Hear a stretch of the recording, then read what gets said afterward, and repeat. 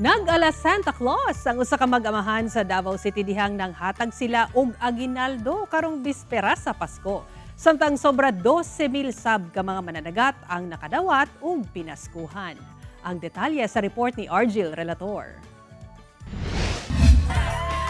Christmas feels gayod sa Kahugyaw, Kiningdalan, sa Barangay 5A, Davao City, bispera sa Pasko. Nag-ala Santa Claus man god sila kanhi Kapitan Edgar Ibuyan Sr. ug anak ni ining si Councilor Ragdi Nino Ibuyan. Gani naka Santa Claus sab sila nga costume. Gilinyahan gayod sa katawhan ang gipang apod-apod nga food packs. Iyahay sila og bitbit sa ilang nadawat nga pinaskuhan gikan sa pamilya Ibuyan. So nakita na to ito ang smile sa mga tao. So happy kami. Ang among murag ano na ni siyang obligasyon na mo every Christmas. Amo ni pagkatumanon, no?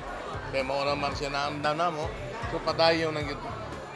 Nabibusab ang mga nag-unang kadalanan, human nag-motorcade sila sa pagpanghatag ug pahalipay.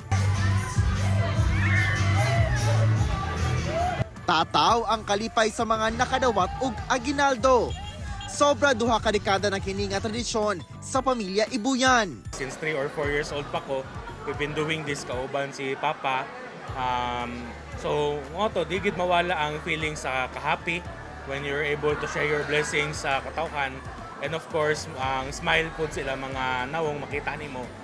Samtang, anaasa 12,000 ka mga mananagat sa Davao City 1st District ang nakadawat og Christmas food packs. Kabahin kini sa holiday outreach alang sa coastal ug fishing communities nila Congressman Paulo Duterte, Congressman Harold Duterte ug Acting Vice Mayor Rigo Duterte II. Mapasalamaton ang mga benepisyaryo sa nadawat nga food packs, labi pa nga limitado matud pa ang nakuha nilang isda sa milabay nga mga semana. Kauban si Melchor Awing sa kamera. Ako si Argil Relator.